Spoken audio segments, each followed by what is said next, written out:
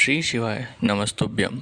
स्वागत है आपका शिव पुराण श्री रुद्र संहिता पंचम खंड 42वें अध्याय में। हिरण्याक्ष वध। नारद जी बोले, हे ब्राह्मण, आप मुझे भगवान शिव के उन उत्तम लीलाओं के विषय में बताइए जिनकी ये लीलाएं बड़ी सुखदायिनी है। ब्रह्मा जी बोले, जलंधर के संहार के बारे में जानकर देवी सत्यवती के पुत्र व्यास जी संत कुमार जी से यही बात पूछने लगे। तब उनकी उत्सुकता देखकर संत कुमार जी बोले, हे व्यास जी, अब मैं तुम्हें अंधकासुर नामक दैत्य के शिवगण बन उनकी भक्ति में लीन रहने की कथा सुनाता हूँ। एक समय की बात है, देवादिदेव भगवान शिव अपनी प्राण वल्लभा देवी पार्वती और अपने प्रिय गणों के साथ कैलाश पर्वत से काशी जा रहे थे।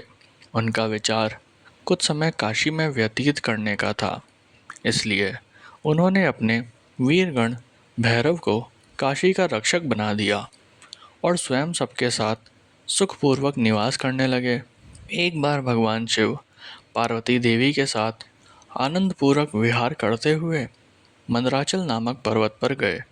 एक दिन शिव पार्वती बैठे आपस में वार्तालाप और मनोविनोद कर रहे थे। तभी देवी पार्वती ने अपने हाथों से भगवान शिव के नेत्र कुछ पल के लिए बंद कर दिए। भगवान शिव के नेत्र बंद होते ही चारों ओर भयानक अंधकार छा गया। उसी समय भगवान शिव के माथे से पसीने की कुछ बूंदें निकली। जैसे ही वह बूंदें धरती पर गिरी, तुरंत एक जटाधारी काला प्रकृति डरावना राक्षस वहां उत्पन्न हो गया और वह जोर जोर से हंसने लगा। उसकी भयानक आवाज़ सुनकर देवी पार्वती एकदम चौंक गई कि एकाएक उनके सामने यह भयानक जीव कहाँ से प्रकट हो गया है। तब देवी पार्वती ने भगवान शिव से पूछा, हे स्वामी, ये भयानक पुरुष कौन है? यह सुनकर भगवान शिव मुस्कुराते हुए बोले, हे देवी, यह आपका पुत्र है। जब आपने मेरी आंख बंद की, उस समय मेरे माथे से कुछ पसीने की बूंदें गिरी, उसी से यह प्रकट हुआ है। ये जानकर कि वह पुरुष उनका पुत्र है, देवी बड़ी प्रसन्न हुई। भगवान शिव ने उसका नाम अंधक रख दिया। उसी समय हिरण्य नेत्र नाम का एक राक्षस पुत्र प्राप्ति की कामना मन में लेकर वन में घोर तपस्या कर रहा था। उसकी तपस्या से प्रसन्न होकर भगवान शिव उसे वरदान देने के लिए गए। उसने भगवान शिव से एक बलवान और वीर पुत्र की प्राप्ति की इच्छा प्रकट की। भगवान शिव ने कहा, हे हिरण्य नेत्र, मेरा पुत्र अंधक बड़ा ही वीर और बलवान है।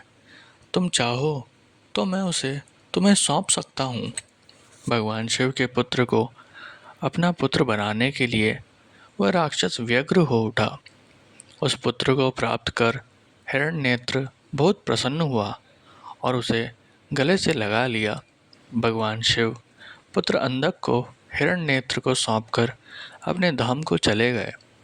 हिरण्यनेत्र अपने प्रिय पुत्र अंधक को साथ लेकर अपने घर लौट आया और उसको बहुत लाड़ प्यार से पालने लगा। तत्पश्चात हिरण्यनेत्र ने, जिसे हिरण्याक्ष भी कहा जाता है, पृथ्वीलोक और पाताल लोक के राज्यों को जीतकर अपने राज्य में मिला लिया। दैत्यों के राजा उस हिरण्याक्ष के आतंक से तीनों लोग कांपने लगे। यहाँ तक कि देवता भी व्याकुल और भयभीत हो गए। उन्होंने भगवान विष्णु को 12 रूप धारण करके पाताल लोक भेजा। क्रोधित श्री हरि ने हिरण्याक्ष का वध सुदर्शन चक्र से कर दिया। तत्पश्चात अंधक का राज्याभिषेक करवाया। सभी देवता भयमुक्त होकर बड़े प्रसन्न हुए और भगवान विष्णु की जय जयकार करने लगे। भगवान श्री हरि विष्णु आशीर्वाद देकर अपने बैकुंठ धाम को चले गए।